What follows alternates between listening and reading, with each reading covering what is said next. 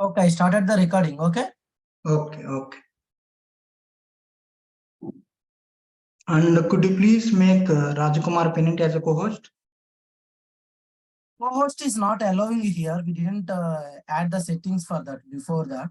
I'm to add the co-host. Okay.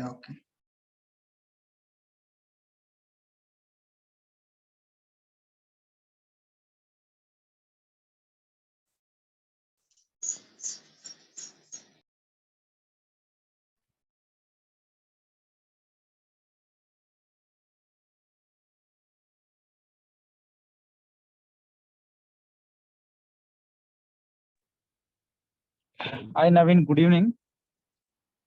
Yeah, very good evening, sir. Yeah, you are a host now. You can, I think you can start the session after joining 20-30 members. People will join. You see the, I think another 3 minutes, then you start the session. Yes, sir. With the introduction.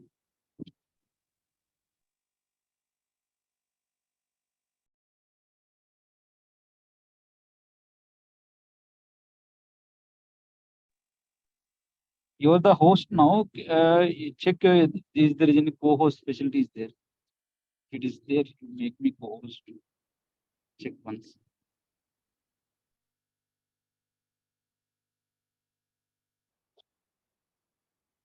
No, I'm not able to see any co-host option here to make use. Okay, no problem.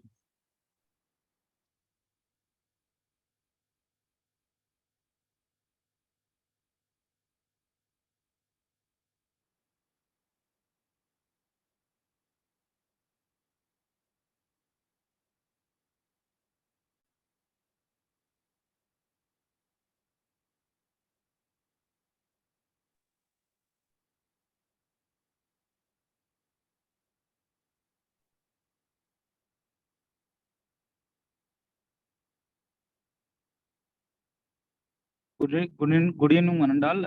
Until this webinar is going on, please everybody go on mute with yourself. Naveen, you can share your screen. Yes.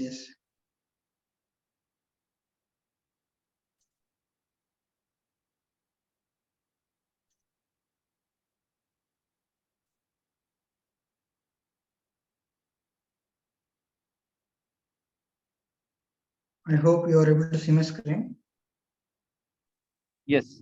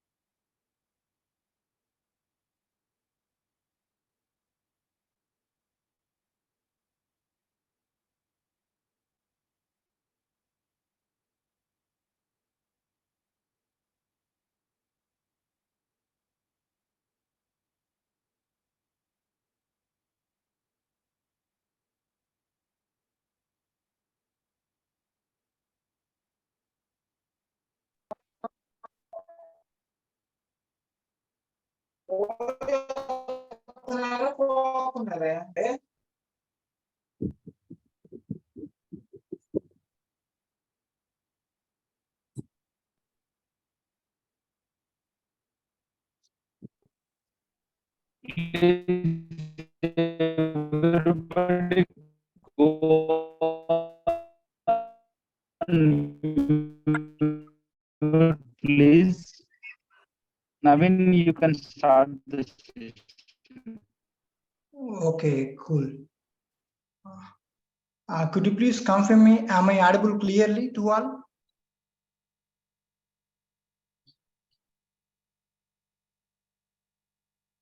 Yes, audible.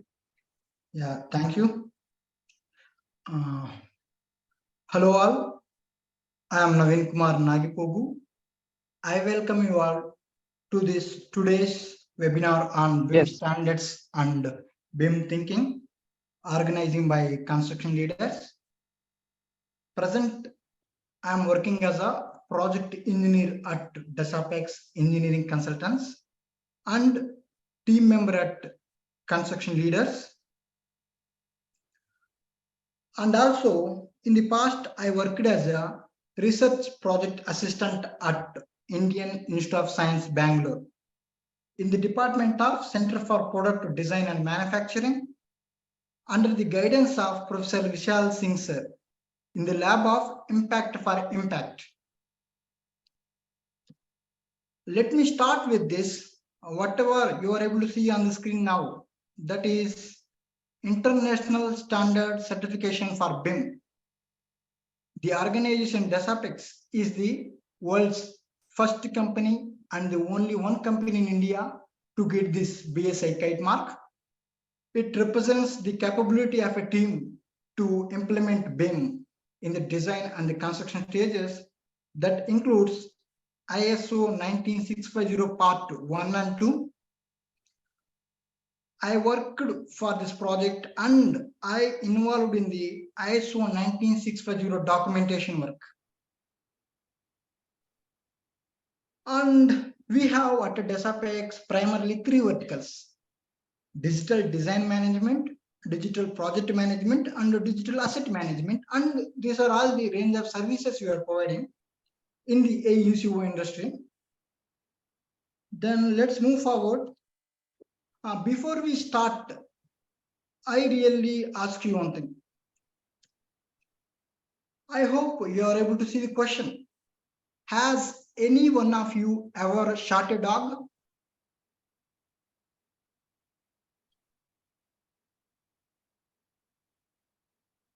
Has any one of you?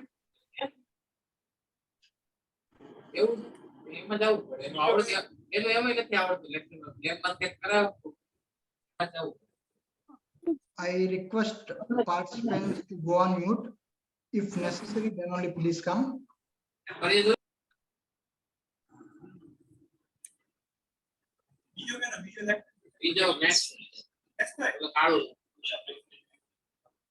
Okay. When I ask you, has any one of you ever shot a dog? Understanding.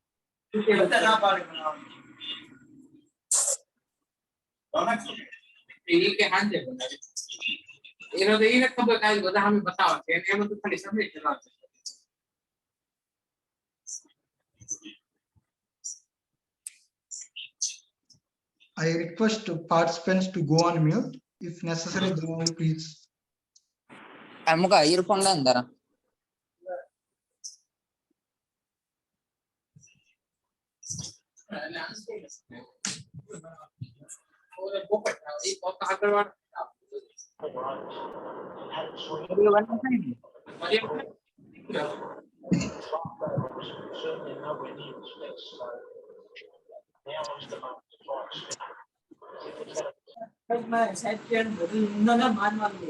Oh, apa dia boleh? Apa dia boleh? I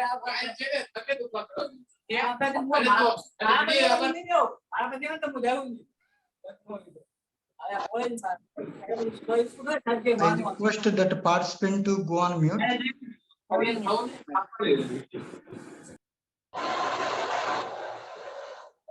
Naveen, you can remove them from that thread also. You can remove them. You are the host.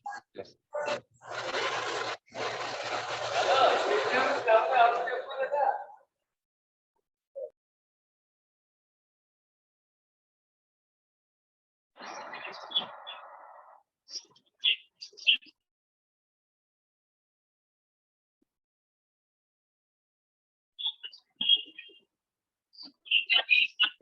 Again. Yeah, am I clear now?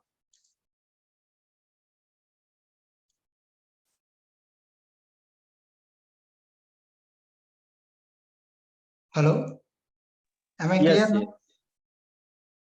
Yeah, thank you for that. When I am presenting, I can't see the charts, so that you can unmute and tell the answer kindly. Okay, let's resume our discussion. When I asked you, has any one of you ever shot a dog? Definitely there will be no one answer. People will be understanding as per their knowledge and their level of understanding. For example, let's see, the word shot has different meanings. You can shot a dog with a camera or with a gun. We are all human beings and we have a unique nature, and we do understand based upon our understanding, not on the context what maximum times we are reading. Then when we go to next step, that I want to bring people to one platform where we think maximum in a definite manner. For that, here is a question. A builder has a contract to build a house with 100 windows. He only has 99 windows in stock. How can he build the house with the correct number of windows? Does anyone have an answer for this?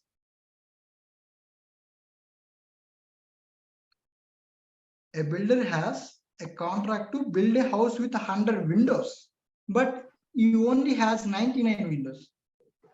Then how he is going to make it with the correct number? He has to procure one more window and contract. Great. This is one kind of possible answer. Any more?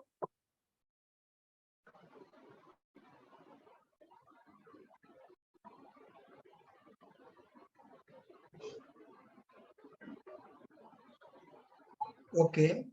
Let us move to the next question. A construction worker is tasked with building a fence around a circular field. He only has enough fencing to build a square fence.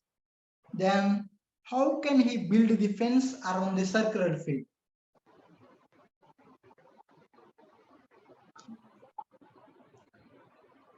Does anyone have any answer?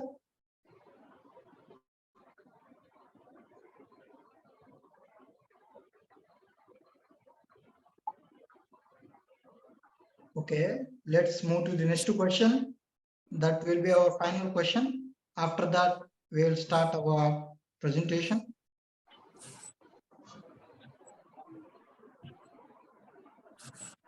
Yeah, here is the question. A contractor is building a skyscraper. The plans call for 100 floors, but the contractor only has enough materials to build 99 floors. Then how is going to make the correct number of floors? Does anyone have answer for this?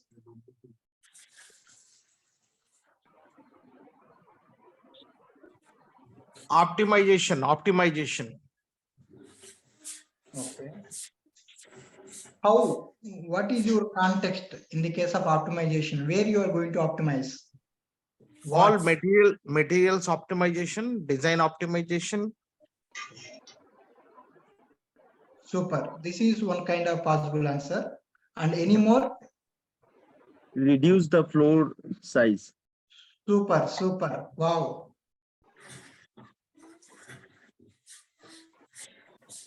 Any more?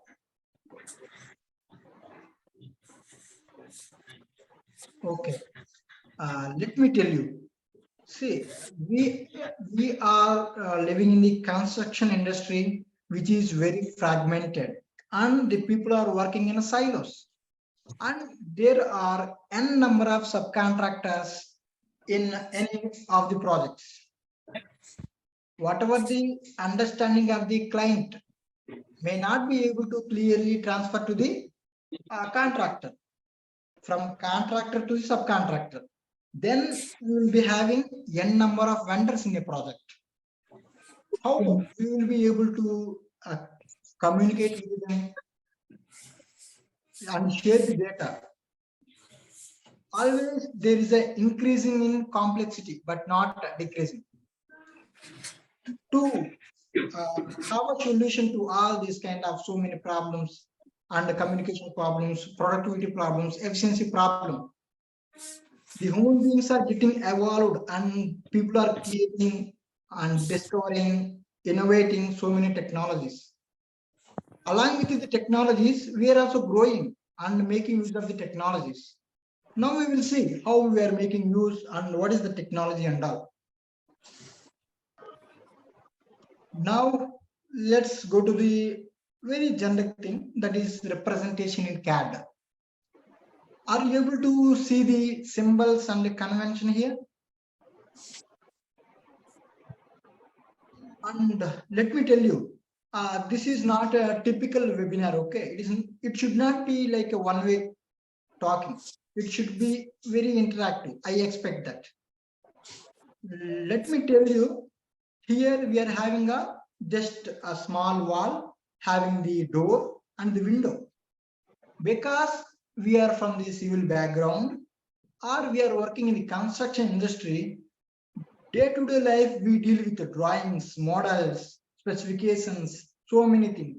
So we are easily able to identify, yes, that symbol is a door, and beside that we have a window, and that pattern, some width has some object that is wall. But how other people will come to know? For example, how this computer science guy will come to know that is door and that symbol is for window? There is a certain limit, there is a certain boundary, right, for our width of knowledge and our understanding. We human beings created these symbols, conventions, and we are sharing it, we are adopting it, and we are following it. What if another human being is not able to understand it? And it is always respect to the context, in which context you are talking. And the representations evolve and change as our capability changes. Say today we are telling that if this symbol is having a quarter circle and a vertical line, it is a door. Tomorrow maybe some more people may come and they may lay a foundation state for the standards. They will give a different symbol for the door. Then what we are going to do? Initially, the problem is we don't have a common platform. We do human beings have our uniqueness, our knowledge, and our level of maturity to understand the things as they exist. Now, with this, I hope I set one common platform to think in the direction how we have to think. Now, let's look into the contents of this webinar today.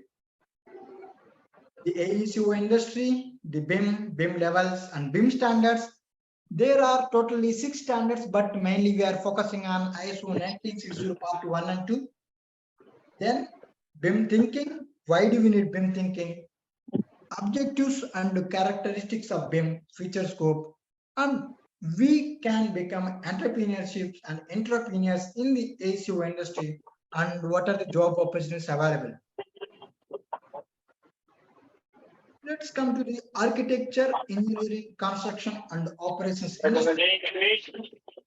And these services deals with the architecture, engineering, design, construction, and operation and its maintenance.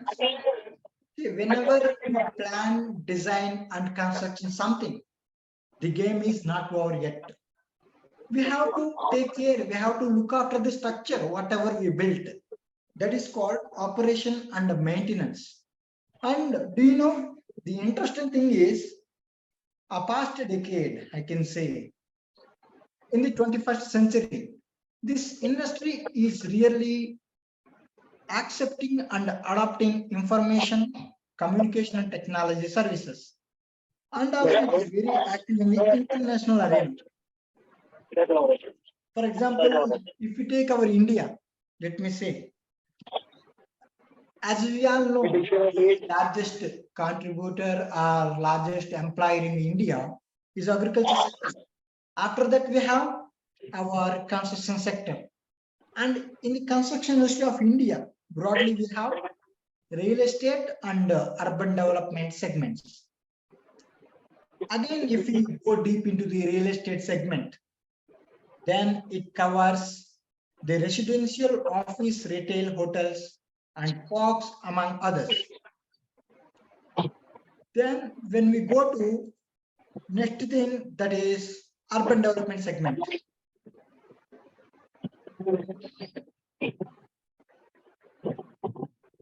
When we go to this urban development segment, broadly we have the water supply and sanitation, urban transportation, schools, healthcare, etc. and etc.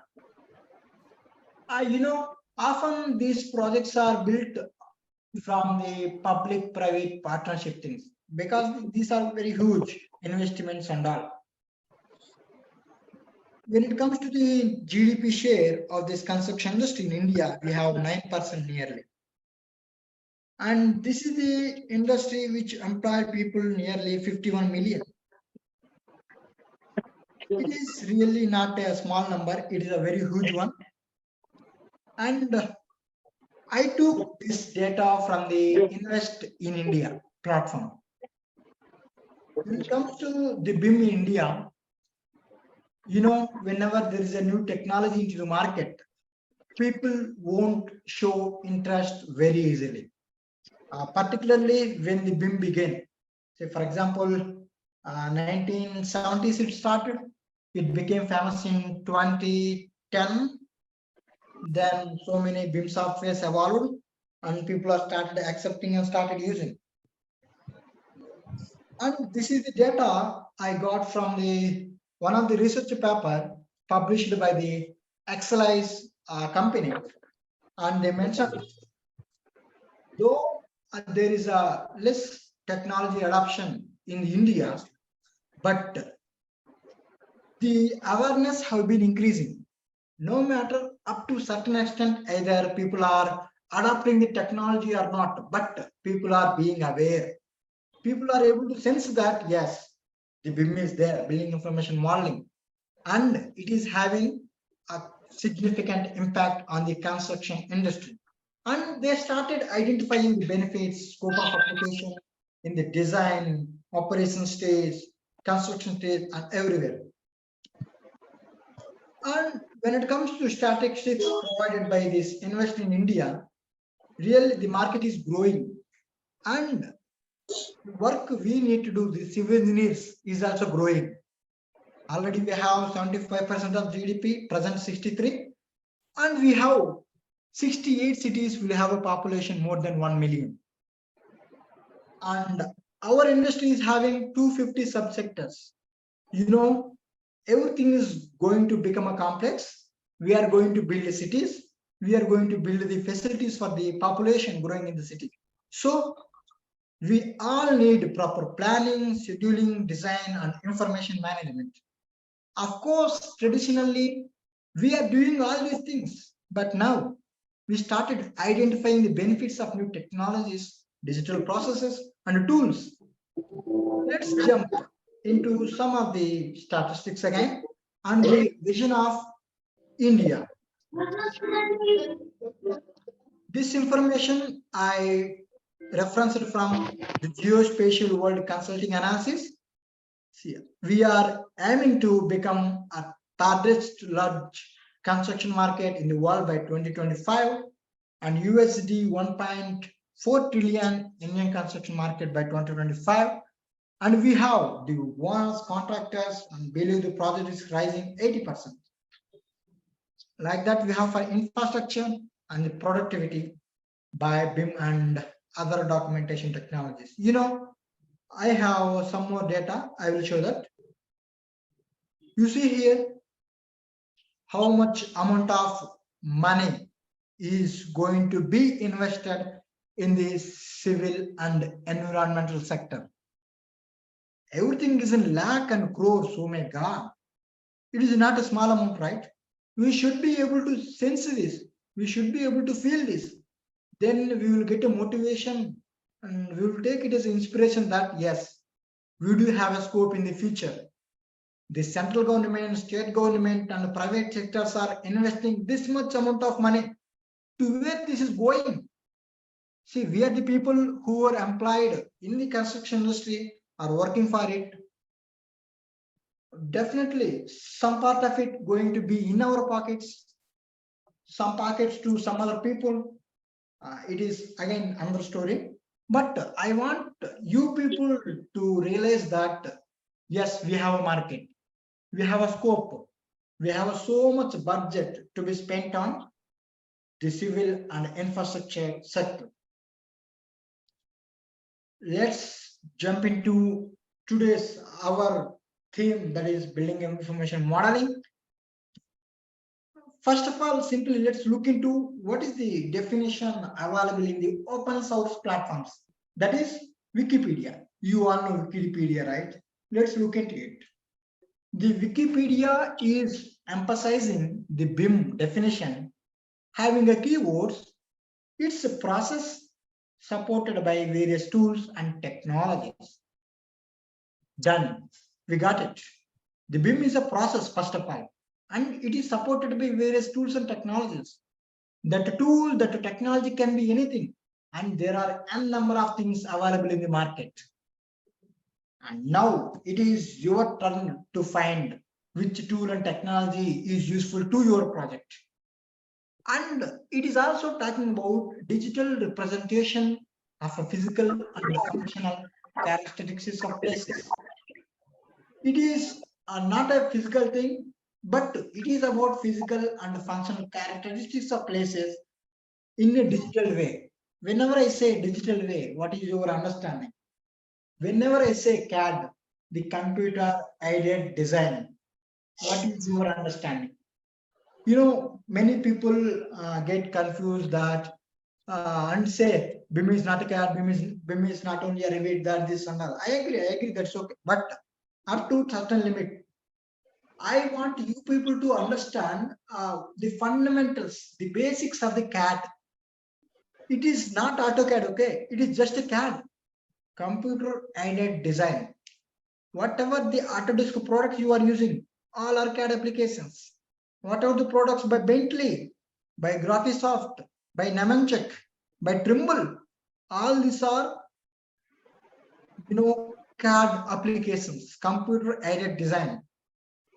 And digital, right, the binary number 011001. Mobile you are holding on your hand, in your hand, that is also a digital one, a digital electronic gadget. This is fundamental meaning of a digital. And we are preparing the 3D models, 2D layouts, everything, and we are showing with the help of the laptop, computer, or a mobile. That is also a digital representation. I hope you got a fundamental understanding about what is CAD. Whatever you show to the help of a digital electronic media gadget in a digital way, that is computer aided design. And let's look into some of the definitions from various standards and organizations.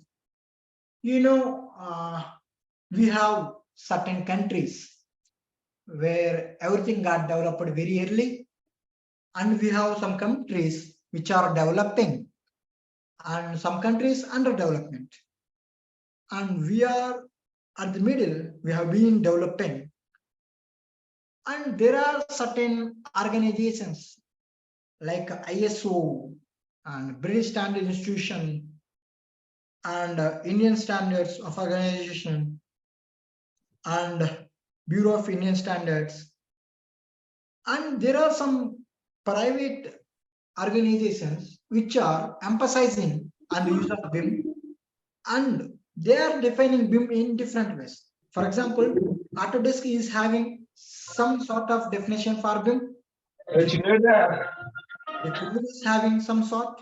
I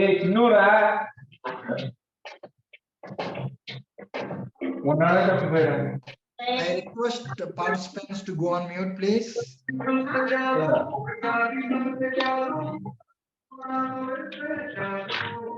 Of course, that's a nice song, but irrelevant to our discussion.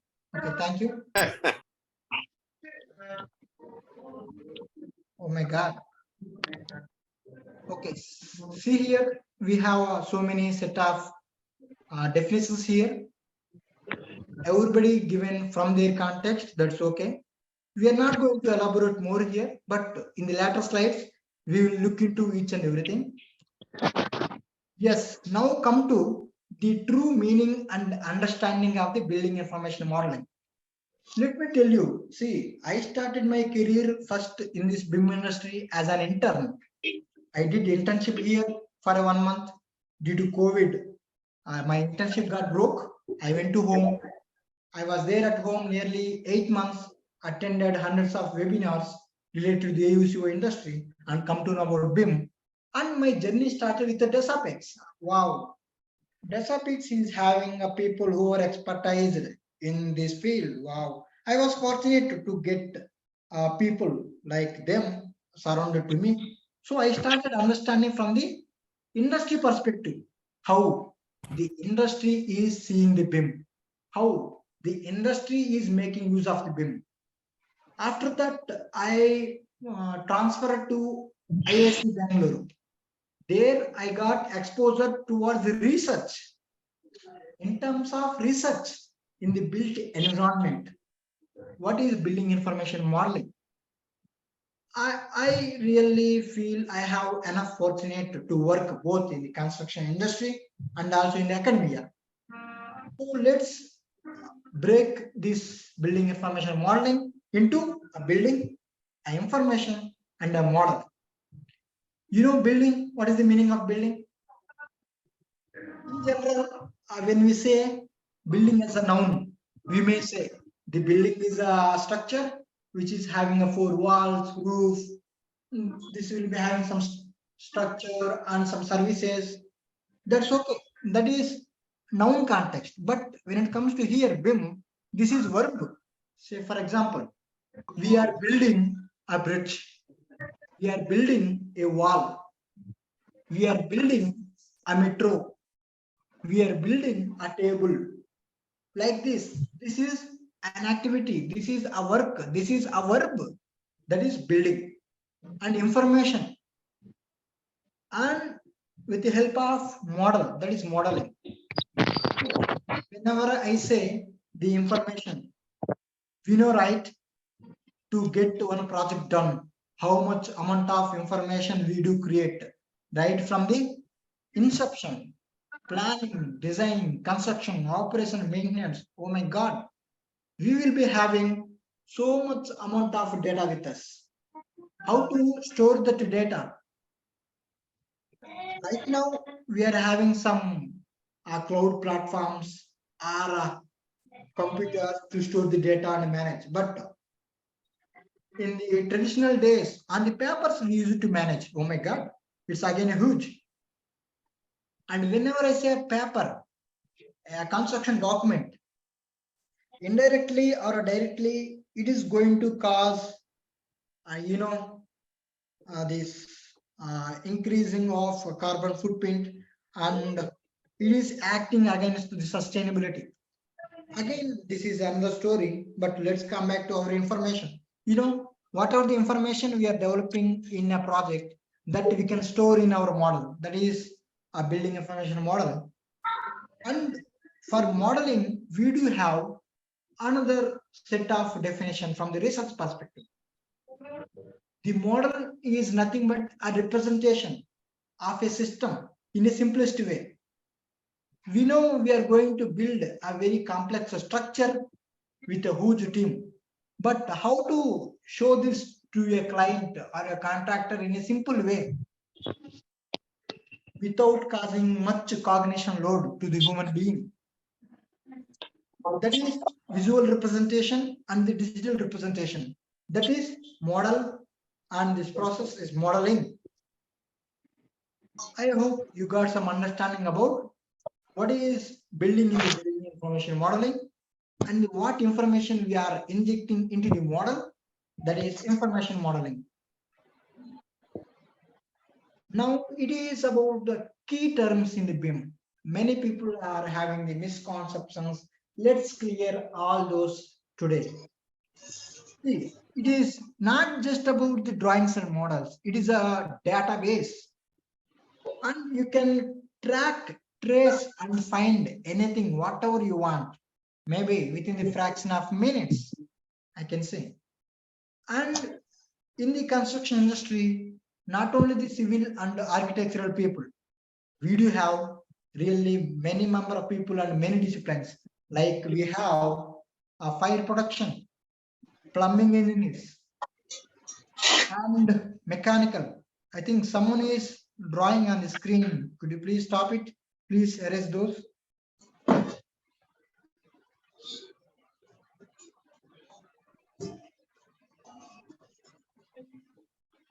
And this BIM is not only about the model, it is about the process, and it is not also a product.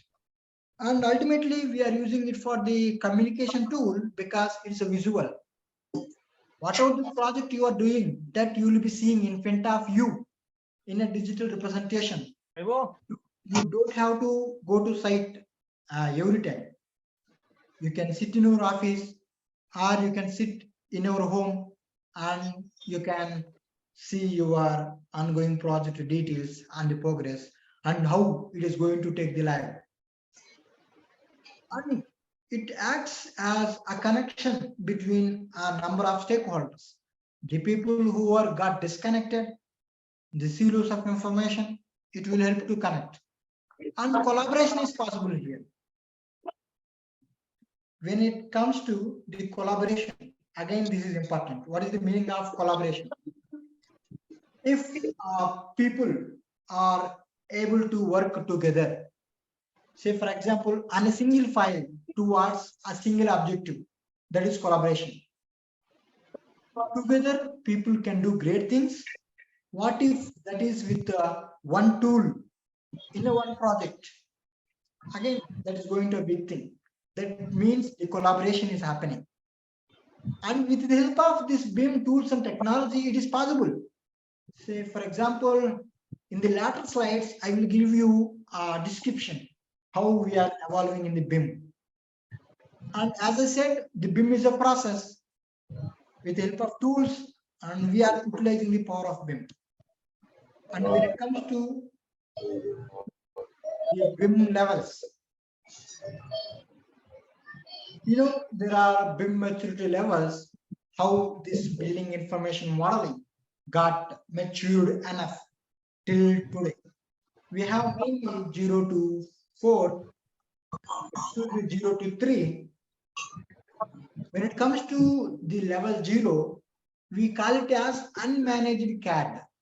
What is this meaning of unmanaged CAD? See, there were no standards, no structure. People were using however they want the CAD. Say, as I mentioned earlier, you may keep the door symbol as very traditional, that is one vertical line and a quarter circle. But what if another person is going to give a rectangle as a symbol of the door? It creates confusion, right? It means there is no standardization for the symbol of the door. Similarly, for the symbol of the window or a beam or a column, it can be anything. There was no standard. And mainly, whatever we used to draw on a paper got transferred to CAD. And in this one, there was no collaboration. Say, for example, how in the olden days, if I was working in the CAD, then only one person will be working on that file. Another person cannot access this file and can work simultaneously. It means there was absence of collaboration. Only one person can access this file, can work in that file, but not any other. When it comes to the next level, that is level 1, managed CAD. This is the phase where people came up with some standards. For example, this is only the symbol of the door you have to use. Window you have to use. And the mixture of 3D concepts work and 2D drafting has evolved. And it is very important that we started using the common data environment. The common data environment is nothing but, it is like a central digital repository for the storage purposes of our information of the project. And it is not just like creating folders and storing our data. No. To create the folders also, there is a structure and there is a nomenclature also. Say, for example, how this common data environment works is, they will be having the folders like work in progress, shared, published, and archived. The work in progress folder will be having certain documents where we are working on that on live. Alhamdulillah. And when it comes to shared, whatever the work we are doing, if we want to share that for the review purposes, then we may share that internally or externally. Then that data will be stored in a shared folder. From after that, after review and authorization, if everything is okay for the submission, then we'll go for published folder. This is a kind of common data environment structure of the folders. Then in the level 1 also, there was no collaboration. When it comes to the level 2, this is the phase where we are all living now. We have platforms which allows for collaboration. We are able to developing our own 3D models in software. We are able to share and we are able to invite the people to take a part in our project. And say, for example, the architectural people are developing their model, structural people developing their own model. Like that, MEP people are developing their own model.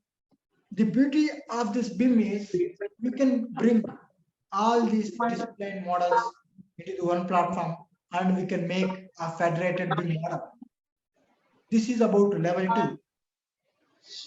And when it comes to level 3, it is about the full collaboration platform. For example, right now we have some limitations. If I'm working in one software, if my client is using another software, then he or she may not be view my data in that software. There is a lack of interoperability. But in the future, this level 3, also called as the open BIM, the iBIM, will be having that option that everyone will be able to access the data or access the 3D models of their project without worrying about the interoperability. And there is so much research going on in developing these kind of platforms for the industry people. Then let's come to our BIM standards and guidelines all over the world. Take 30 seconds and look into the names of guidelines.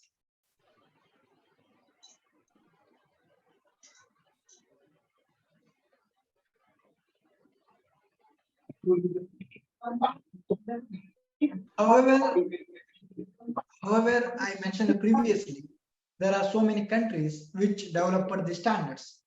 They are having their own standards, and some people developed some standards and internationally they got accepted. For example, the United Kingdom, the British Standard of Institution developed this ISO 19650. We accepted that and we are using it. The Singapore developed BCA, Australia developed CRC, and New Zealand is having their own New Zealand BIM handbook and etc. like this. And Spain is having their UBIM building smart. Like this, many countries are having their own set of standards and guidelines. But now today, we will look into the most used and widely accepted ISO 19650 Part 1 and 2. See, these are the cover pages of those books. Of course, now these are available over the internet. If you just search ISO 19650 Part 1 and 2 booklets, you will get it. And let me tell you, whenever someone asks you what is ISO 19650, the simple and straightforward answer is it is having a set of international standards that provides guidance on the management of information in the built environment. It is more about managing the information. It has nothing to do with the 3D models. It has nothing to do with the 2D documents and whatever you have, but it will tell you how to manage each and everything, every information in the project, how to create and how to manage. And why we are talking about ISO 19650? Is it really important? What we are going to get out of this? You know, I'm damn sure, and I worked for a number of projects where we got benefited by using this ISO 19650. It improves the quality of information. Whenever I say the quality of information, what is the meaning of that quality? What is the meaning of the information? And you know, we talk about data, information, and the knowledge. Each and everything has a definite definition and a meaning. The data is not same as information. The information is not same as knowledge. There is a difference. I want you people to look into each and every word I mentioned in the presentation. See, we generally create a lot amount of data. Are we really going to use that in our project to make decisions? Certainly no. You know, we have one company that is Procore Technologies, and I did a course upon the data. What is data in the construction and how we can create and manage the data. In that one, I studied nearly 95% of the data which we are creating in a project is being unused. Oh my God. Really? The 95% is very huge, right? Oh my God. And it is not needed actually if we are not using that data. So by creating this quality of information, what we are going to do? We are going to reduce the number of errors and we will be able to improve the communication and the collaboration between stakeholders. And directly going to reduce the cost of construction and maintenance.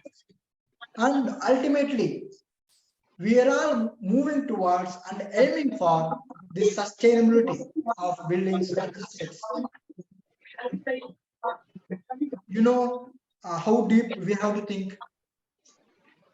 Say, for example, in our room, in our home, we have a fridge, a AC, a fan. Everything has their own quality, right? And we have Bureau of Energy Emission Standards. For example, 3-star, 5-star. What is that? What is the sense of 3-star and 5-star? We all know the standards are getting improved. When it comes to the carbon footprint, the 5-star assets are showing less impact.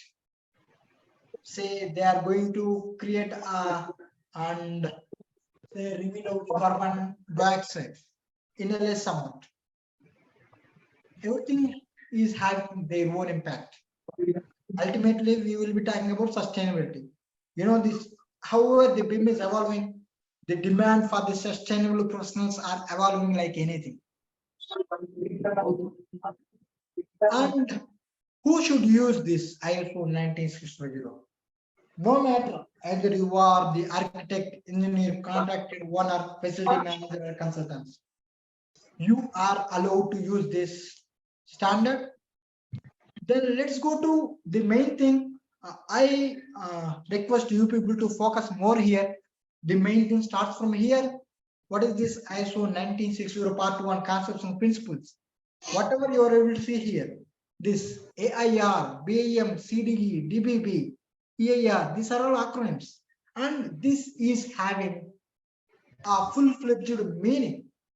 Then when it comes to the appointing party, lead appointed party, appointed party, these are all the terminologies used in the ISO 19650 Part 1, that is concepts and principles.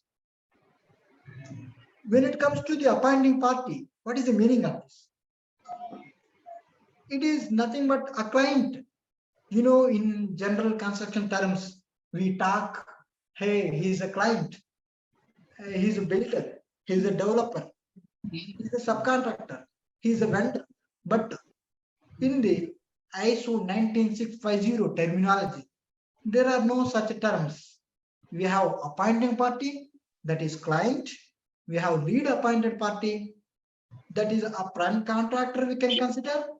Then we have appointed party. If that prime contractor is having one more contractor, then they will become the appointed party.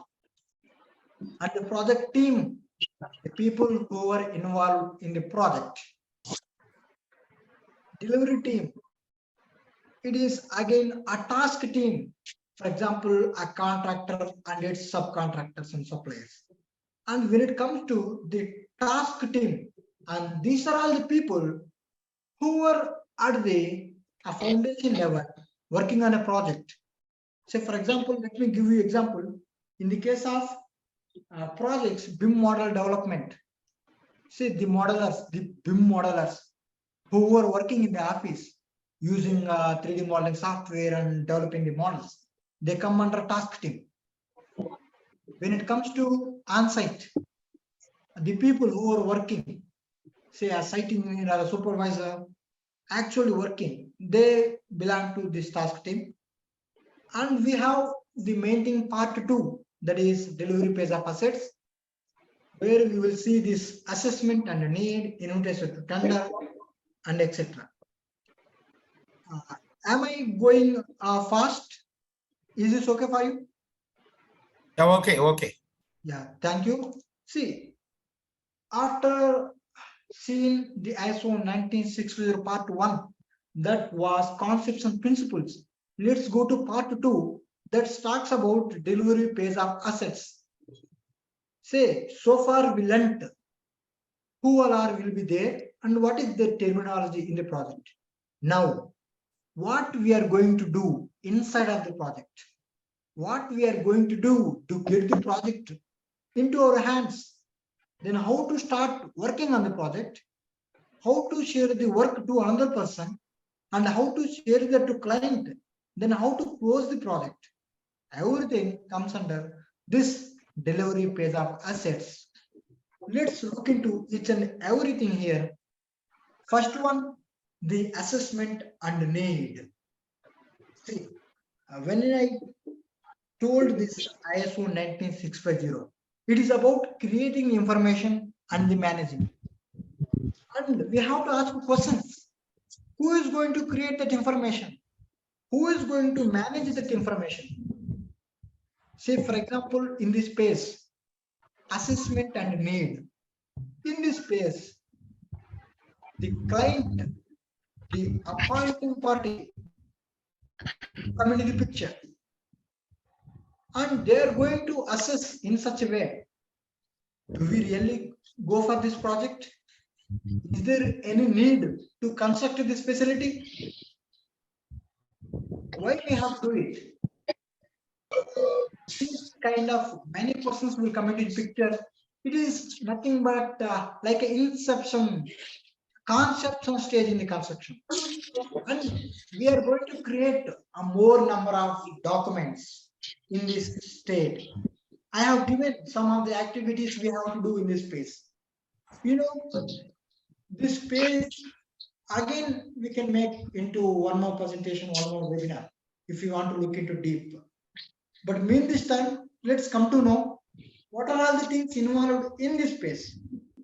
In this section, we are going to create or appoint the individuals to undertake information management function, and we will establish what are the project information requirements and what about the milestones, what about the deliverables and timelines in this section. Then how we are going to introduce the methods of productions and what are the procedures we have to follow. Like this, there are many things. And what about the project's common data environment? How we are going to store the data, how we are going to share the information, many things. And the next section is about invitation to tender. Say the client is decided that he has to go for a facility. He has to get construction work being done, get it done. Then what he does generally, he may contact an architect or a builder and will tell them, hey, I need this kind of facility. Could you please make it done? Let's talk about the business. This is my requirement. What about your quotation? And some negotiations do happen. And after some discussion, they go for a conclusion, say a decision. In this section, once the client is decided to go for a project, then he has to invite people to the tender, right? He is going to prepare a documents related to actual information requirements and assemble reference information shared resource and tender response requirement and evaluation criteria. And coming to the next section, that is tender response. Say the client decided, yes, we need to get done a project, and he invited the tenders. Then the contractors who are being in the industry, they will submit their interest, right? Yes, I am so and so. For example, say at Desapex Engineering Consultants, I'm a digital engineering organization. I have a team having this many people expertise in using digital processes and technology. And this is our quotation. Like that, we will be expressing our interest. And what we are actually doing, we are giving response to the tender. This all comes under the tender response stage. And we are going to create many more documents such as pre-appointment BIM execution plan. It is very, very important. If you are in the BIM, I am damn sure you might have heard about it. Or if you want to pursue the career in the BIM, it is very, very important. What is BIM execution plan? And we have to see. And the consultant or a contractor will be expressing their task team capability and capacities, and how we are going to deliver the projects, and what if any risk comes, or what if there is absence of resources. It is about the mobilization. Then what we are going to do if we foresee any risk, or if we encounter any risk. That is also going to document in this stage, and then we'll submit our response. Then again, in this appointment stage, the client will review the interest from various consultants or contractors and going to confirm, yes, your quotation is this much, we are okay with this, we will give this project to you. Like that, in a simple terms, deals with this appointment section. We're going to create the delivery team's BIM execution plan in detail, and we will be establishing the delivery team's detailed responsibility matrix and lead appointed parties exchange information requirements and task information delivery plans. Who are the team?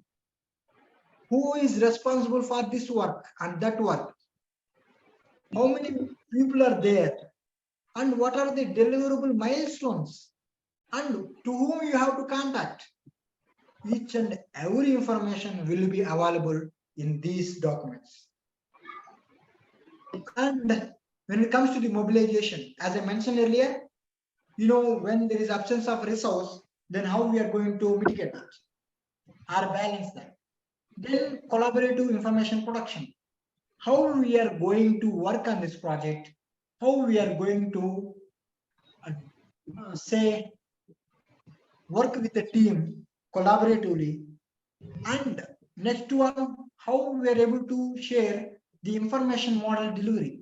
For example, we have been working on the projects and the deadlines are coming nearer. Then we have to submit right to the client. Then how we are going to do that? For that one also, we will be creating a very clear documentation and we will be managing that. It talks, this information model delivery segment talks about that. Then finally, the work is done.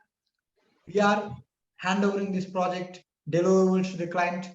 It is called the project closeout stage, and it is the final stage in the ISO 19650 part 2, where we will be delivering and we will be archiving everything, and we will document what are the lessons learned in this project. This is about the delivery phase of assets. Let's move to our last section of this presentation about BIM thinking. Let's not talk directly about BIM thinking, but let's talk why. Why do we need BIM? See, because I was there at IISc, I got this knowledge that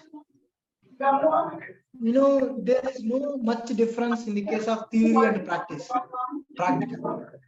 Whatever theory you read, same thing will be in practice, but you may feel some level of difficulty to execute that. That's it. But both are same maximum. There is so much theory behind this development of the building information modeling and what is the concept behind it. There is so much literature available really in the industry, in the academia. And people started developing tools, technologies, and the processes. And it mostly continued around the data models, ontologies, geometrical modeling, information exchange. This is some sort of research terminology which I use. It's okay. Let's go to the next one. We are going to looking into what about the fundamental objectives and characteristics of BIM, irrespective of the specific application. Whenever I say BIM, many people think about 3D model. Yes, 3D model is in front of us. We are doing class detection. We are taking the quantities. Yes, that is right. But really, do you think that is the only one application does this BIM has? No, there are many. For example, you are able to see some pictures here, right? What you are getting into your mind? Maybe these assets are different. These equipments are different, but the principle is same. That principle is fulcrum. We have a joint at some point where we are going to apply our energy, then work will be getting done. So my main intention is to let you know, though there are many use cases of BIM and the applications of BIM, but there are certain fundamental principles which are very must and should to understand. Those are the representation, documentation, and as follows. We are not going to talk about everything, but some important things like representation, documentation, and decision support system and ecosystem. When it comes to the most commonly positioned the BIM, whenever you ask someone, they may say some of the benefits applications already listed in this page: visualization, coordination, class detection, drawing production, building a design,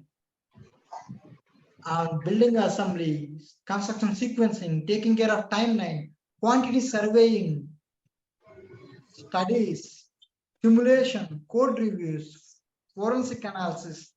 There are n number of applications. But what is the principle? What is basic understanding? We'll look into that. This is a pictorial representation of 8, the fundamental objectives and characteristics. And these are better resources I suggest you if you want to start your career in the BIM. This BIM initiative and Penn State University people done enormous amount of research and they really delivered a good result. आया मेरे सबसे 55-60 flat आए planes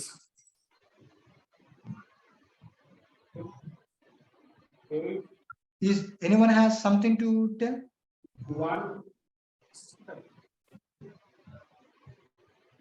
जबकि हमारा 149 के around Am I okay to continue? Am I clear to you? Yes, yes, please proceed. Somebody is disturbing, that's all. Okay, thank you. This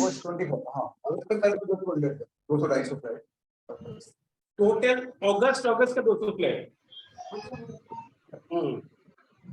the BIM Penn State University developed the BIM execution plan originally and based these 25 skills.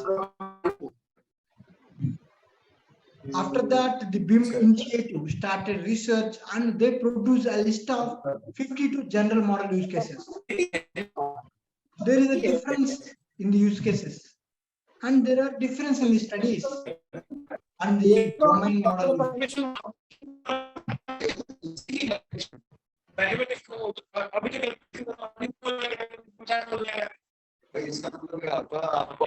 मेरा personal चेहरा आपको मतलब अगस्त की बात आ रही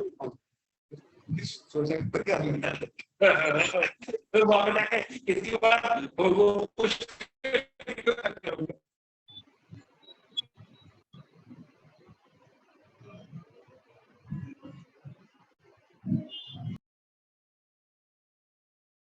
That's fine.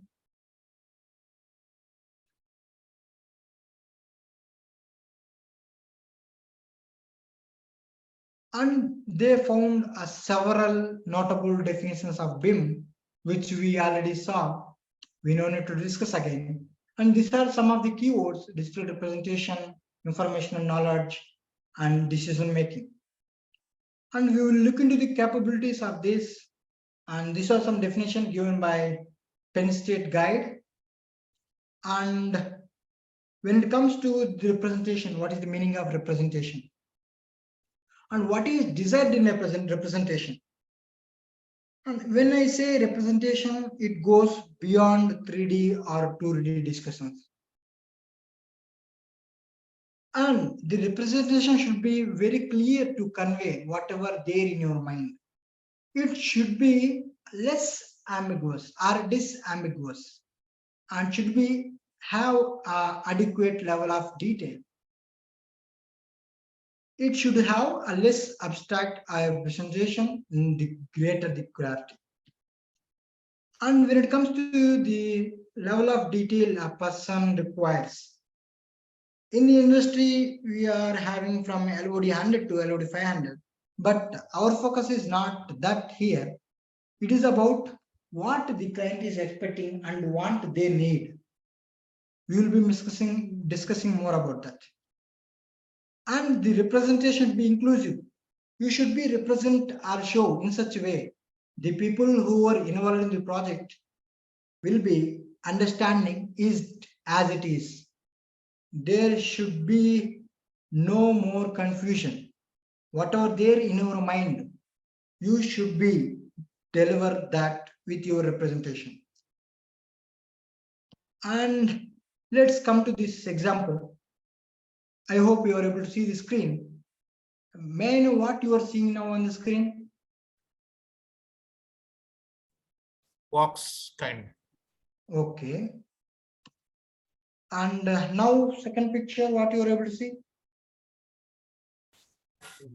Old model TV. Great. Oh my God.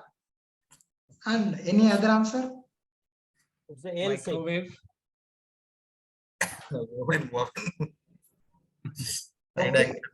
See, whenever I'm showing a picture and asking something, you may get a different ideas into your mind.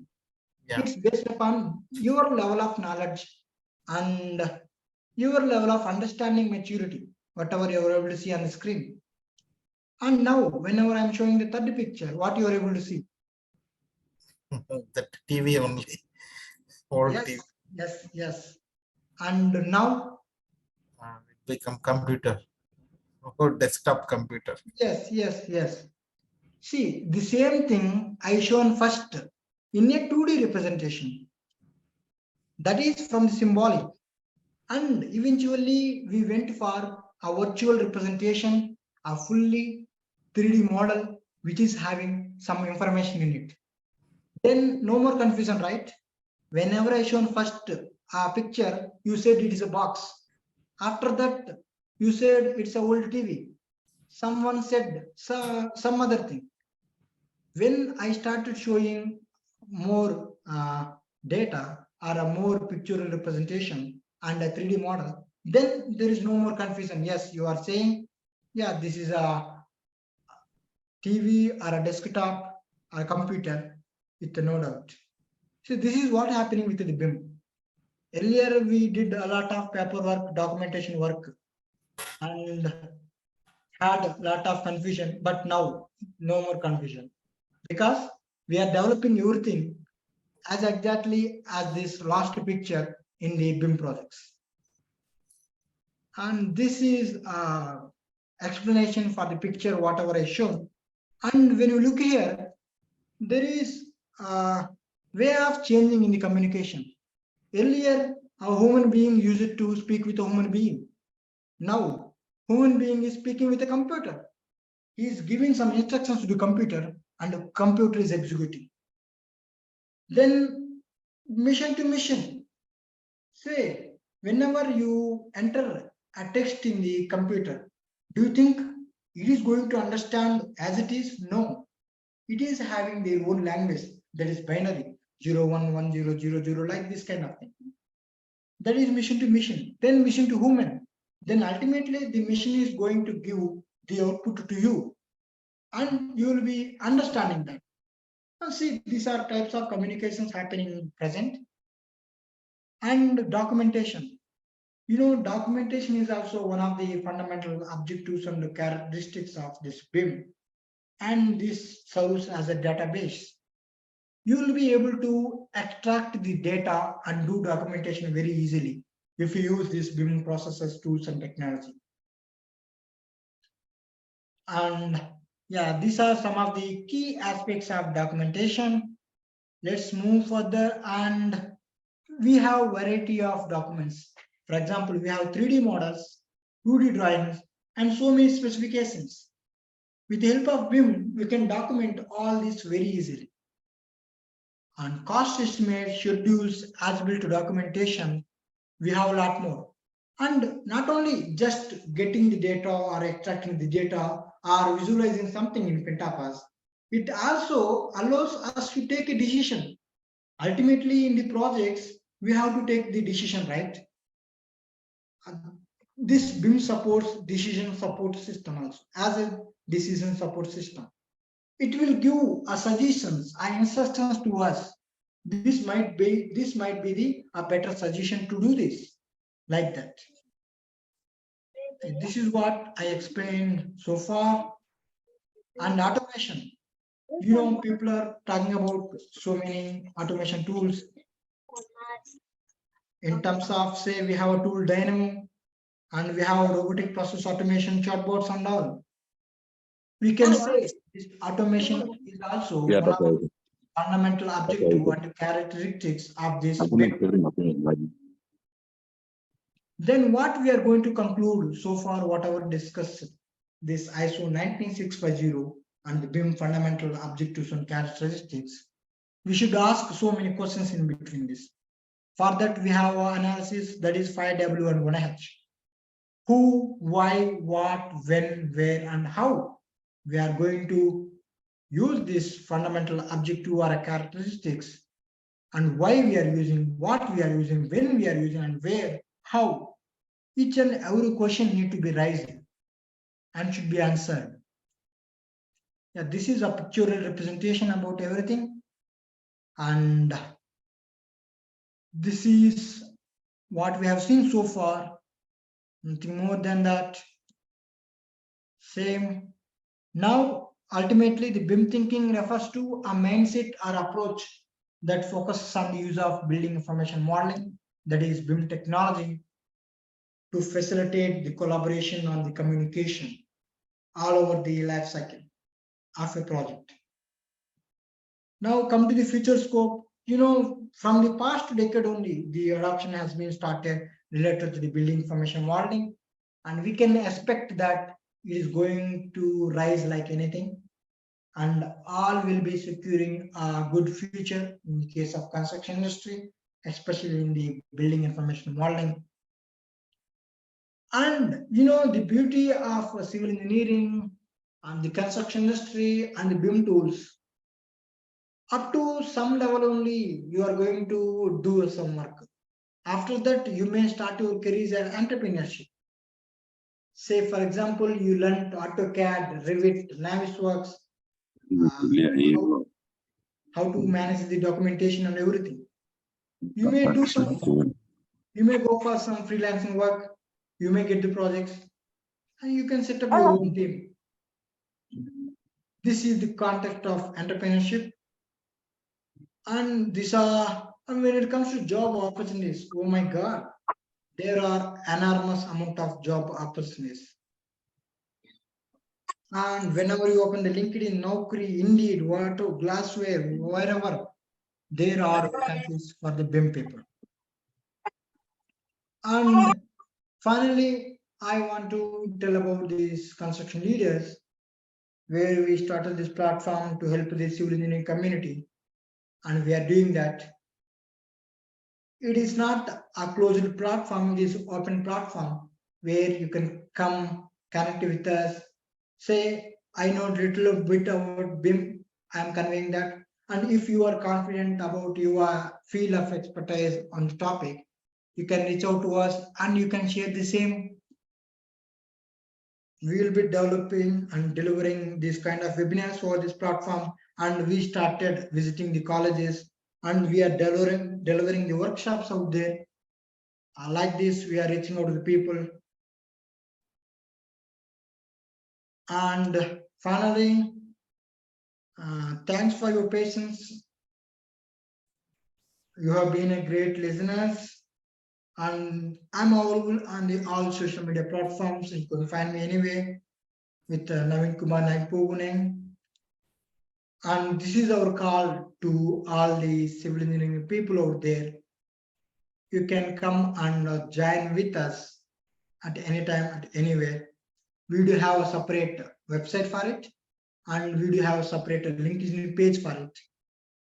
And let's open the platform for the questions. If you have any doubts, you can ask. Good evening, Mr. Naveenkumar.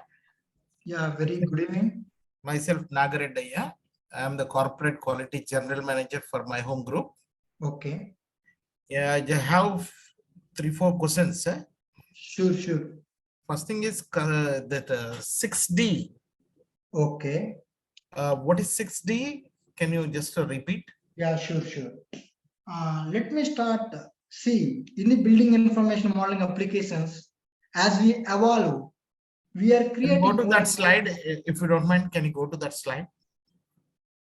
I think I have not shown anything about 6D particularly. Yeah, you have shown from 1D, 2D, 3D, 4D. One graph is there, no? Oh, those are levels, BIM maturity levels. Levels, yeah, maturity levels. There it was 6D. I have seen. Oh, okay. It was there. Great. Starting. Yeah. I'm looking into that.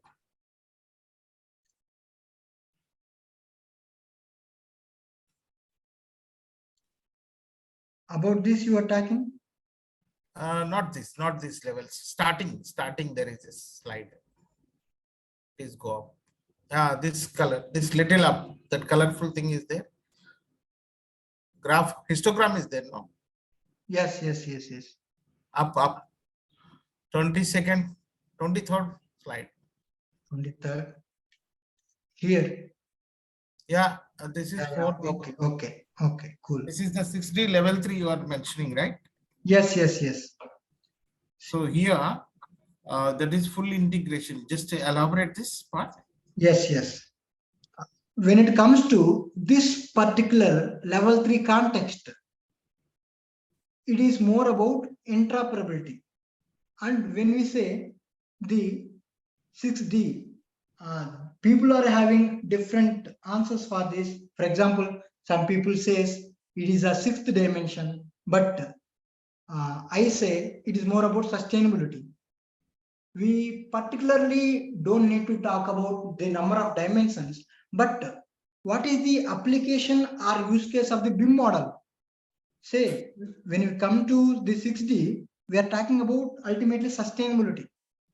Whatever the life cycle assessment we are doing for the structure and the materials we are using to build the structure, we are going to assess those.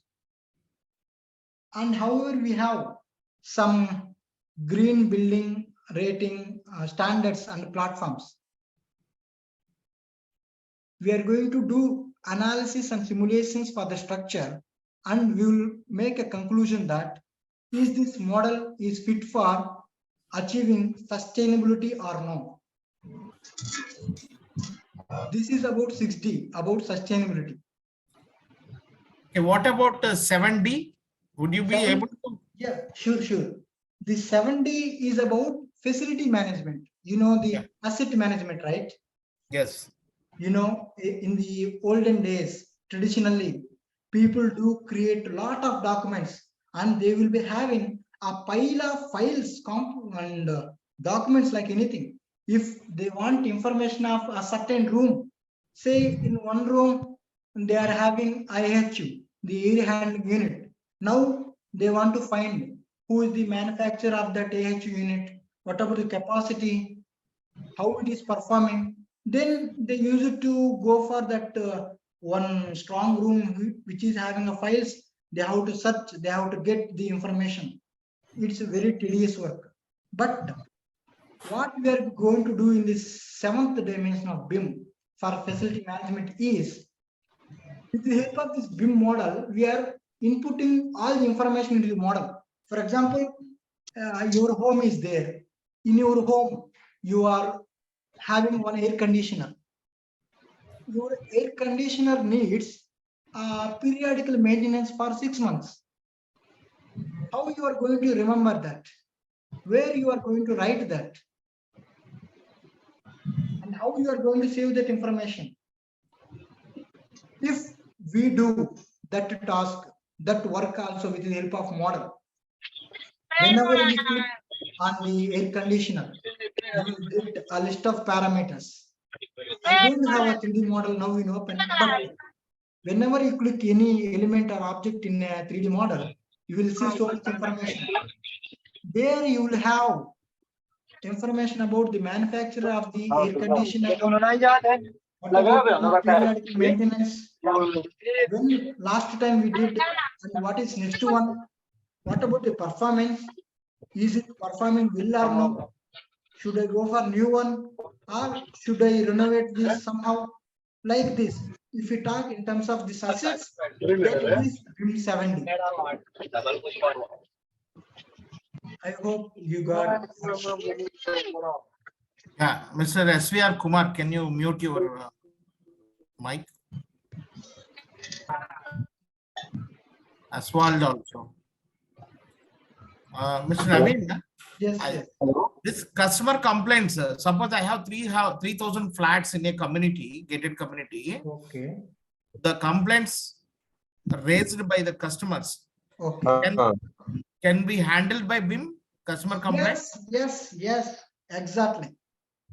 Absolutely we can. For that, we have one service BIM for facility management or asset management. And we do have computer maintenance management with the help of, see, when it comes to Desktop services, we have completely a new software for that. It is called as Granular Manager for facility management. You may contact me via WhatsApp or LinkedIn. I will share more details on that. Say, for example, the tenant is living in an apartment in the 10th floor. In his living room, a fan is not working. Yeah. Say, and what is the traditional way? He may call to the owner or a landlord and will be telling, hey, I am so and so, I am living in this floor. Now, right now, I am in a hall. My fan is not working. Could you please fix it? Or some plumbing element or component got damaged. It is traditional way of communicating, and there is a lot of chance of miscommunication. What if the company or the company of the fan is different, or when it comes to the plumbing elements? Say, let me give you an example. Say we have a toilet, Indian type of toilets, Western type of toilets, and in the toilets we have so many components, and one component got damaged.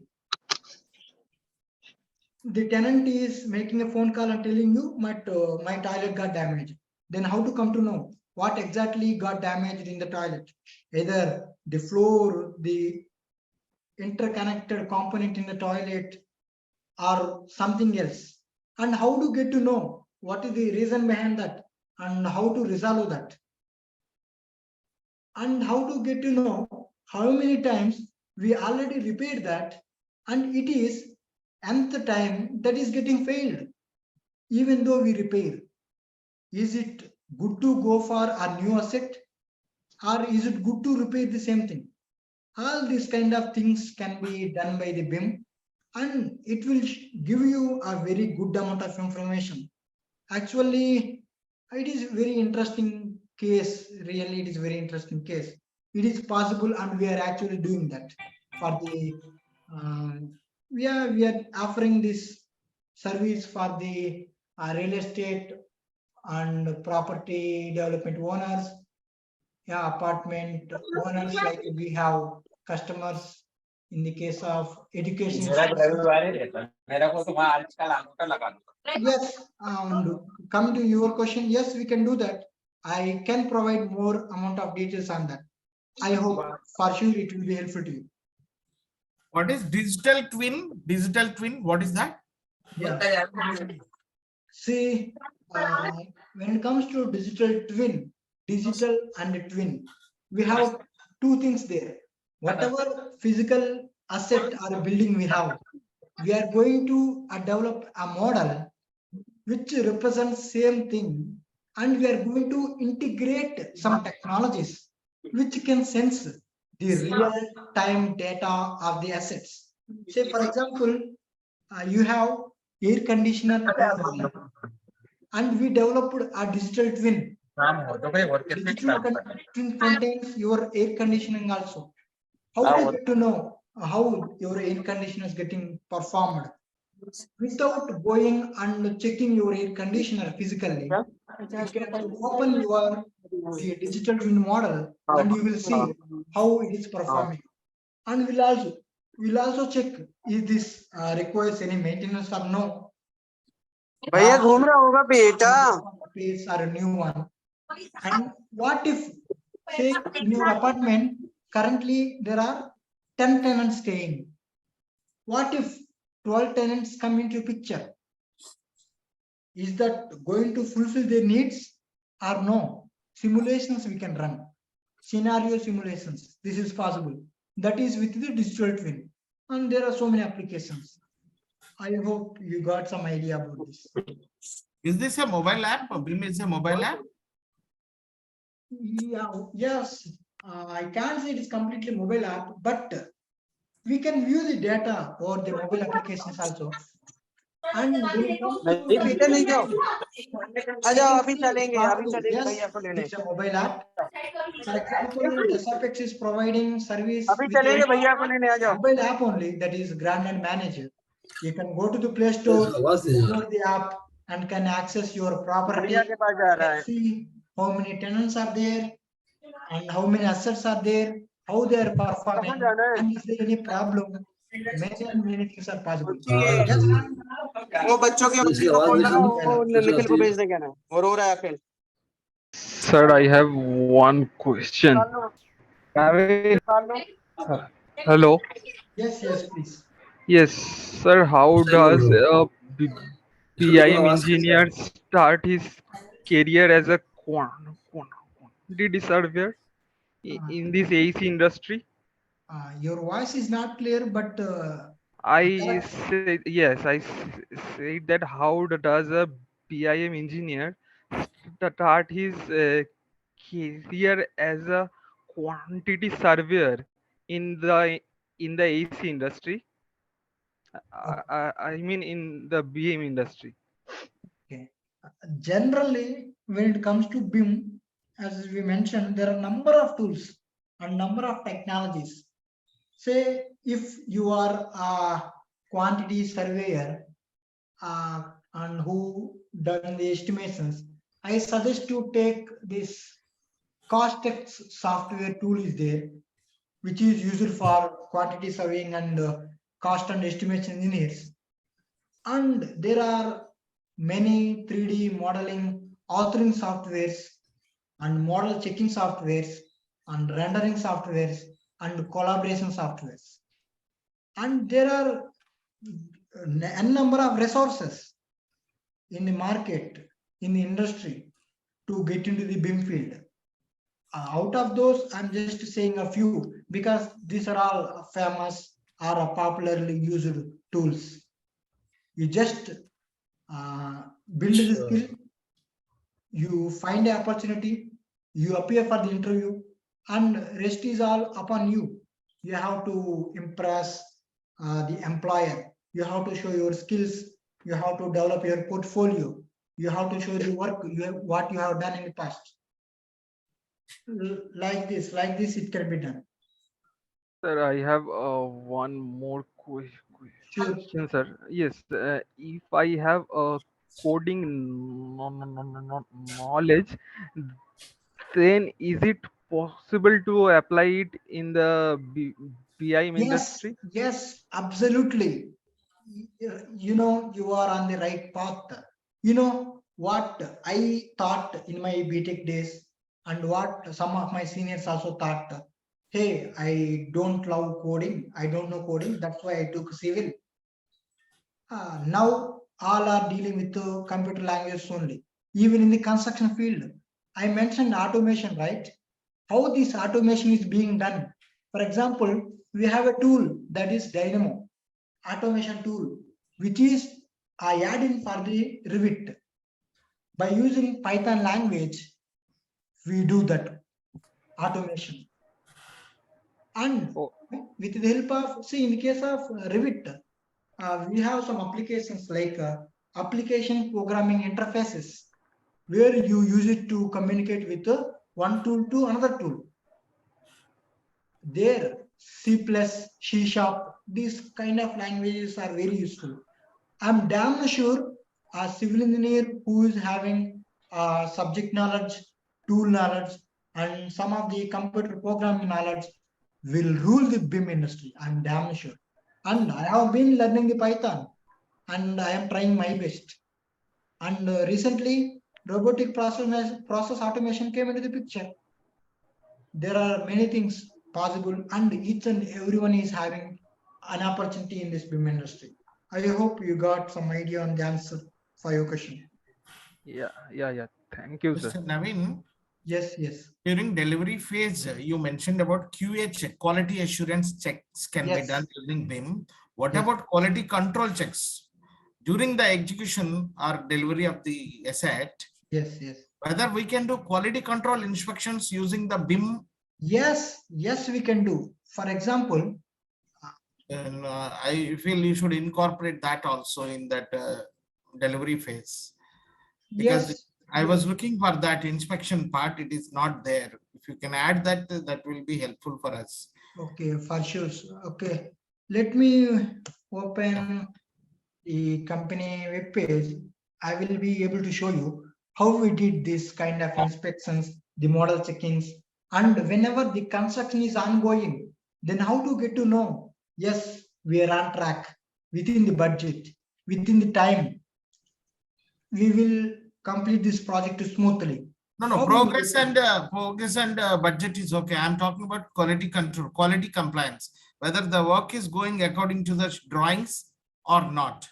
Yes, for that we have one technology, that is LiDAR, the laser scanning technology.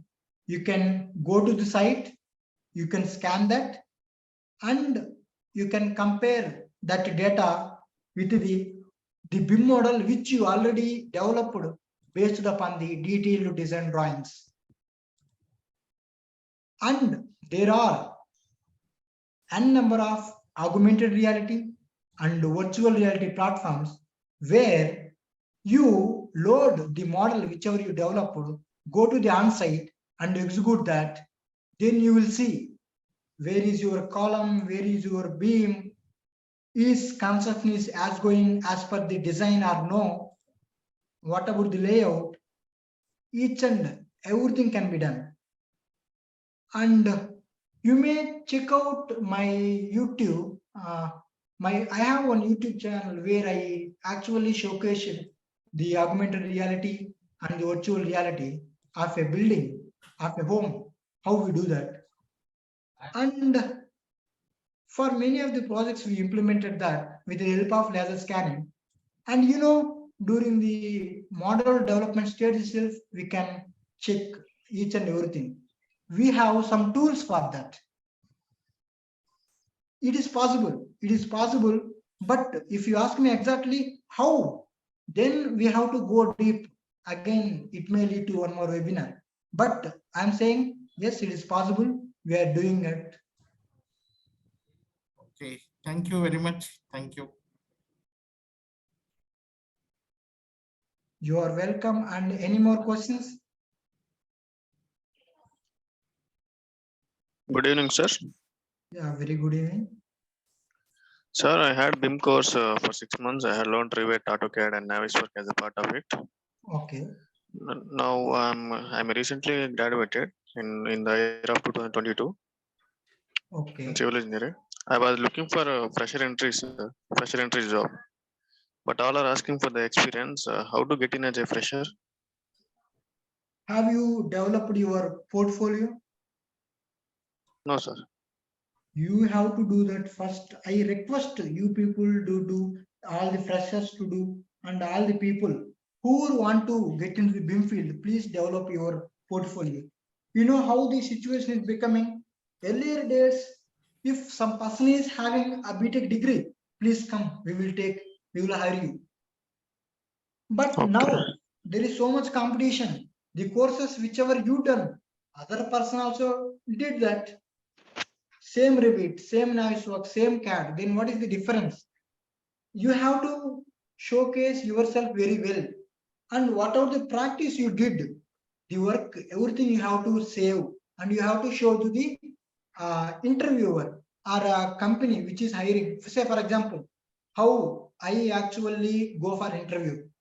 Say, resume is very common thing, and I will maintain my portfolio, which consists all my work which I did in AutoCAD, which I did in Revit, which I did in Navisworks, and what kind of projects I did. Everything I maintain, I document, I have a record. See, this is the proof that yes, we have a knowledge, we have a tool knowledge, we really worked hard, and we are open for challenges. And nobody is going to judge a person in a 30 minutes interview. They want to they want to see the results. Then we have to show whatever the work we did in the past. That is best with the portfolio, I believe. And I act as a part-time recruiter for the present company. So far, I recruited the interns and the junior project engineers. Really, hundreds of people applied for it, but I asked the portfolio where hardly 10 to 15 people reverted back to me with the portfolio and they got the opportunity. I hope you got answer for your question. You have to develop your portfolio and should showcase your own skills. And LinkedIn is a good platform, I consider. You can be very active. See, we are living in a digitally advanced and sophisticated technological world. Nobody is going to come and recognize you.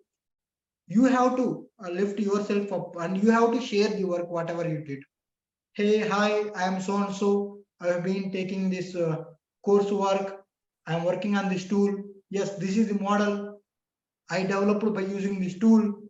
Some description you have to add, and you have to get noticed by the recruiters. I think this is a good way. I suggest you this. Okay, sir. Thank you. Any more questions?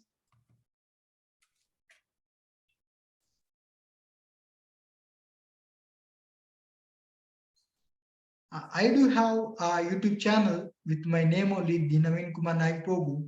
For more content, you may look into that. And similarly, the construction leaders is also having social media pages. You may follow there. We will be frequently conducting the live webinars, and we are looking forward to hear more from you. And we will conduct the workshops also. And we have been visiting the colleges to deliver the workshop for the students. Like this, we are planning to move forward, and we are trying to make it as a open platform. However, we have Wikipedia. Any more questions?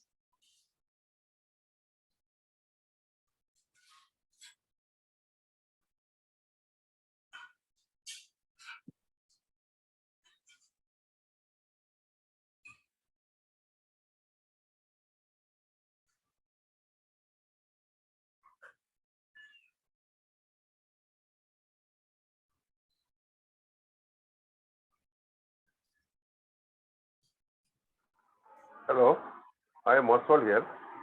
Yes, please. Yeah, is the BIM standard how can differentiate from Indian standard? Indian standards? BIM standards. Is there any difference? Oh, are you asking the difference between the BIM standards and Indian standards? Yeah, of course, BIM standard will be Indian standard only. No. Let me tell you. See, in our India, we do have different standards like Indian standards, Bureau of Indian Standards, and when it comes to different field like transportation, we have different RCC, we have different transportation. No, not like that. I am asking like Indian standard, American standard, British standard, the code of practice. Yeah. So far in India, we don't have particular mandate for BIM. We don't have particular code of standard to implement BIM. And interesting thing happened recently. We know the national. Can I use internationally any standard of British standard or American standard or Euro standard? Can I use? Yes, you can use, but it also depends upon your client. We have to get in touch with the client. We have to understand their scope, their use case. Then we are allowed to go forward. And let me tell you the good news. Indian government released national BIM and digital twin strategy guidelines, but not the standard yet. It may take some time to get it fully done.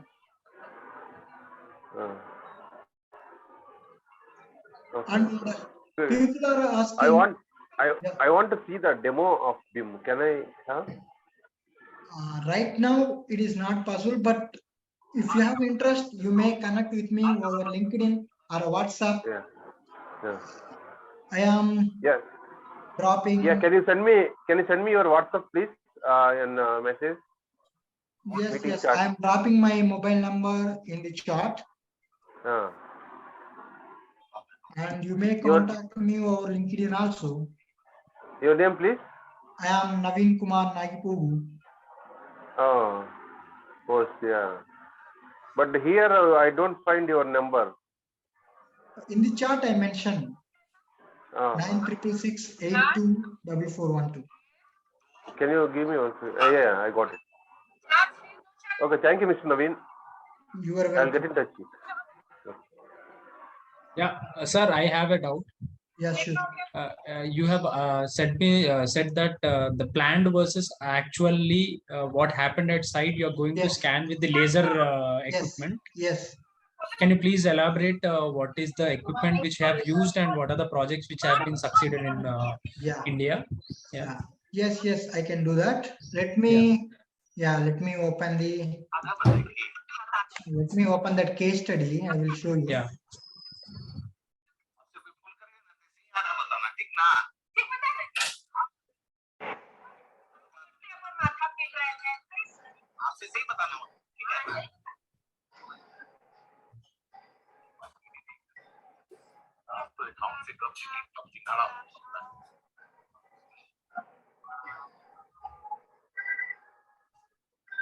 I hope you are able to see my screen. Yes, sir. This is a web page of the Desapex. This is a case study talking about as-built verification with the BIM. Okay. Say, for example, construction work is ongoing or a structure is already built. Then how to get to know either it is going as per the detailed design standard or some slight deviations are included. See, we used this scan to BIM technology. We do have laser scanners of, say, from the Leica Geosystems we have, Trimble we have, for example, RTC 360 we have, BLK 360 we have, and Trimble XM we have. See, we carried the laser scanners to the site. We scanned everything. See, are you able to see this picture? BIM methodology and optimization. Yes, sir. Yes. Whatever the model in the gray color you are finding. Okay. That is actually a BIM model. So before executing on site, we developed the BIM model with the right coordinates. Okay. Then the construction work has started and we went for checking. Then we did the laser scanning. We taken out the point cloud data. Then we compared with the BIM data. See, those are not matching. So the mistake has been done. Deviation has happened on site. Yes, it has happened. And it is good that initially only for one structure itself we found that. What if a contractor has built each and everything? Then really cost over and time over and material so much. Sir, have you done any of the projects of high-rise buildings for this methodology or this type? Yes, we have done for high-rise buildings and also for the roads and bridges and some of the manufacturing facilities.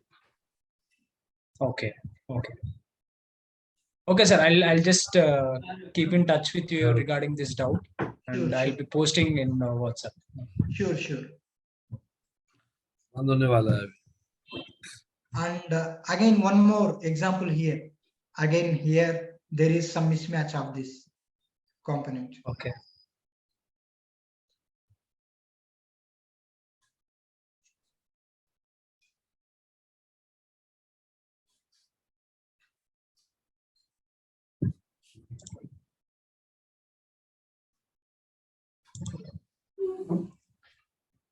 And any more?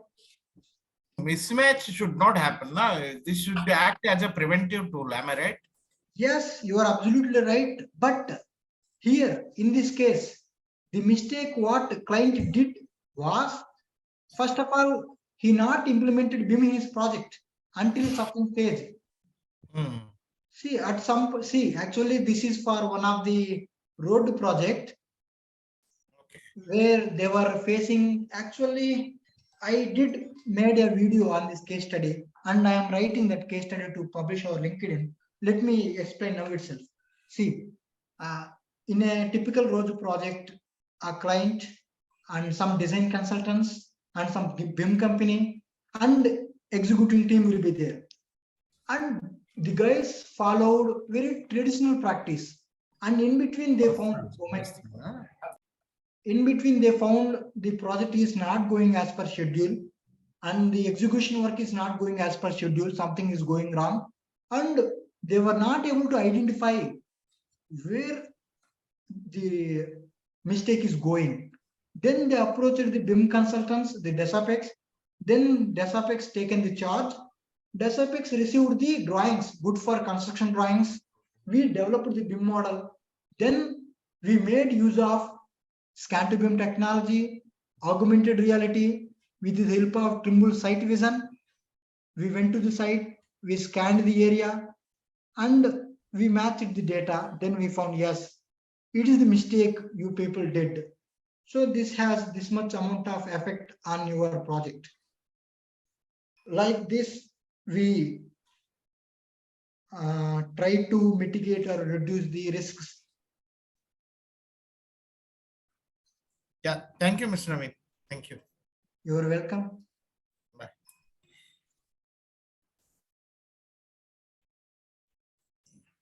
Any other more doubts?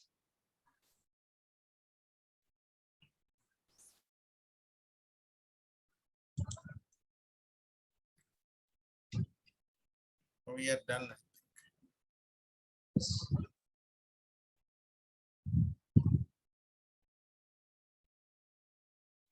Thanks to construction leaders. Can we quit now? Thank you, Mr. Rajkumar, for sharing the valuable session through Mr. Naveen. Naveen Garu, thank you very much for sharing great knowledge for future. We will be in regular touch with you. Sure. I am looking forward to that and happy to hear that. Yeah. And you have been a great listeners for this webinar. Thank you. Thank you. Thank you, sir. You're welcome.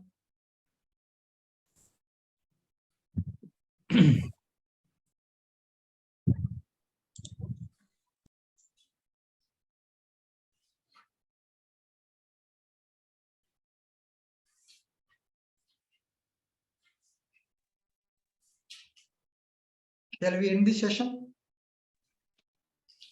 Yeah, Naveen, have you explained about the workshop? About?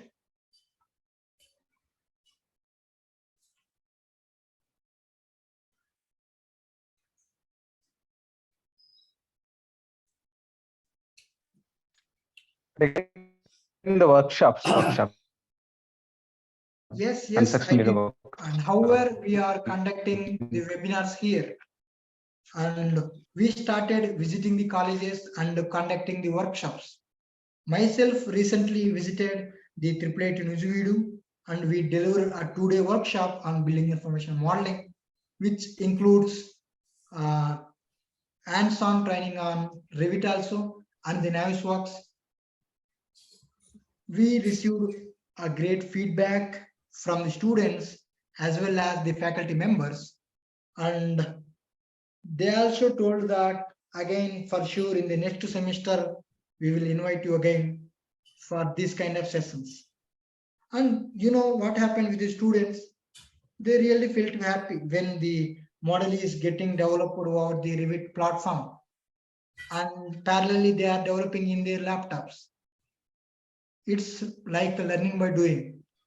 Like that, we are looking forward to connect with more people. We are ready to visit the colleges to conduct the workshops.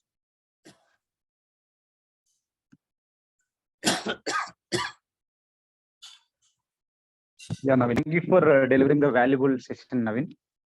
Overall, you're giving wonderful inputs with your based on your experience, work experience.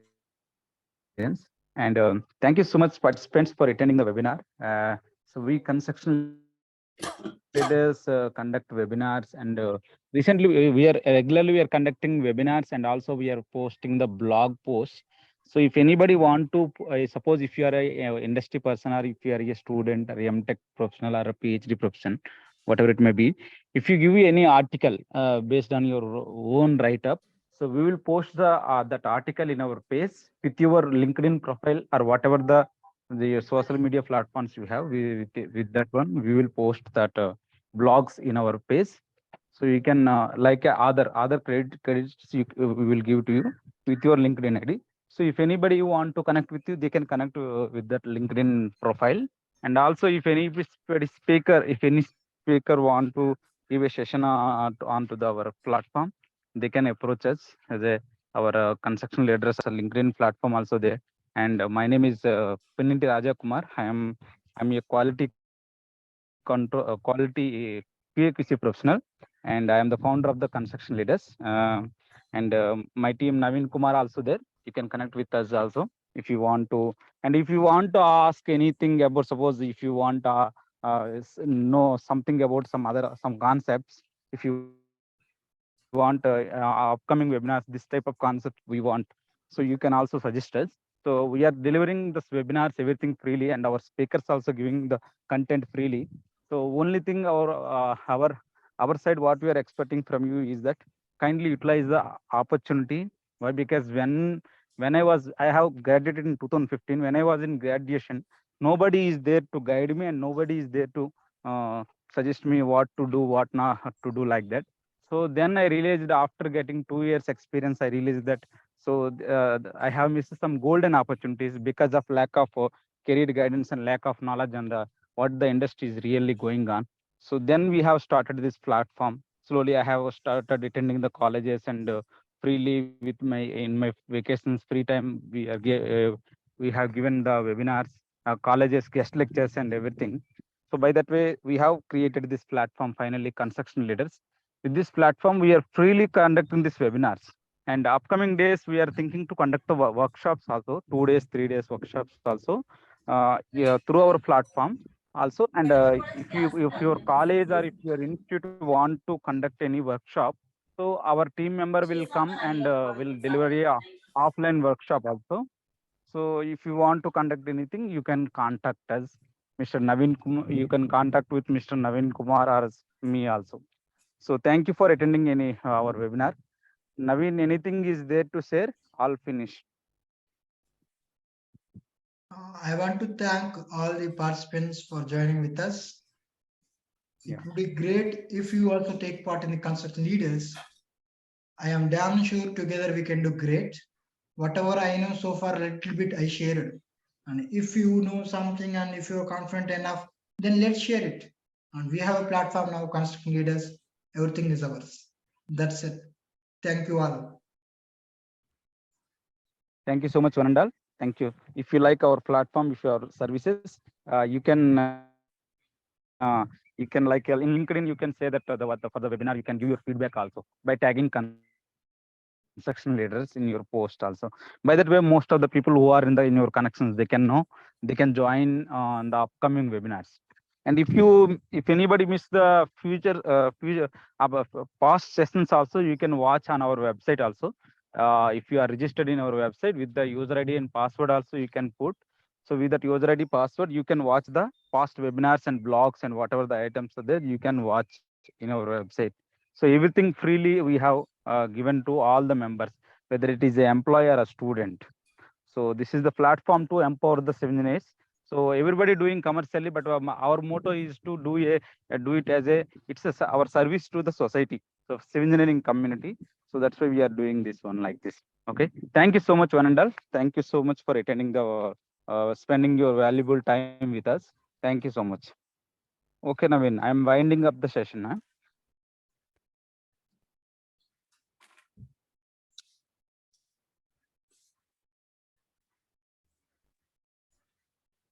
Hello, Naveen. Yes, sir. Please do. Yeah, we can wind it up. Yeah. Thank you.